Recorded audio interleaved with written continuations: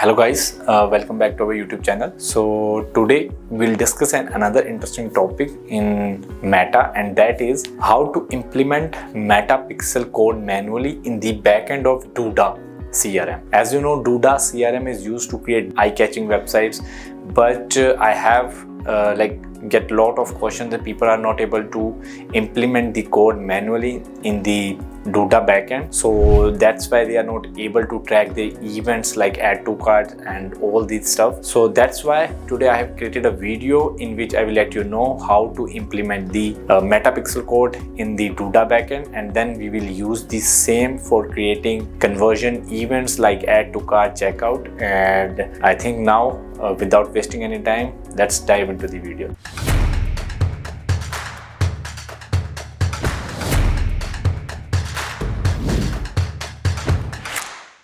So as you know guys, today our topic is how to implement Meta pixel code manually in the backend of the Duda website.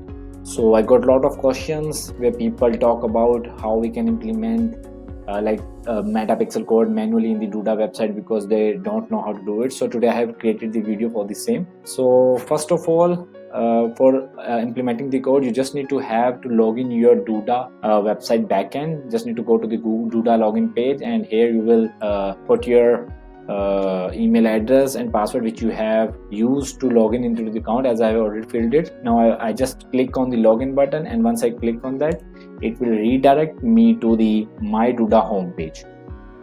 So as you know, there are a lot of different websites here which access I got on my email ID.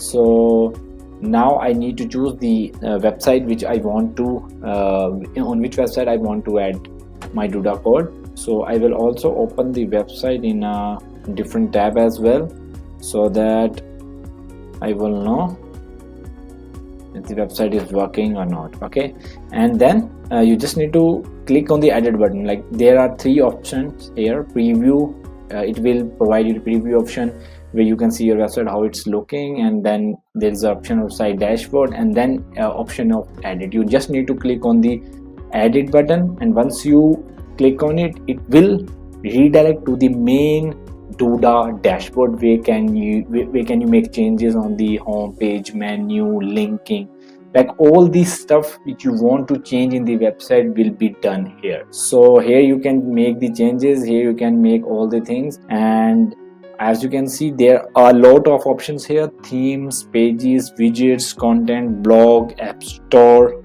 SEO setting, membership. So there are a lot of options here.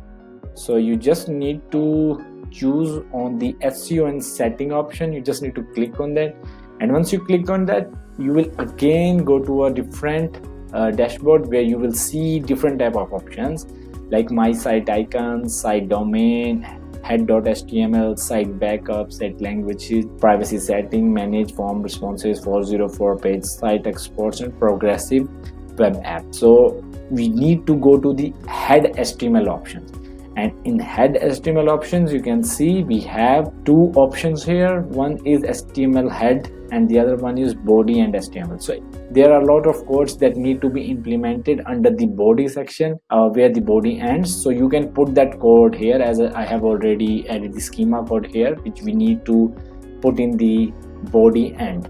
And also there is another code which we got like another part like header part which we need to implement the code that we want in the header section of the website.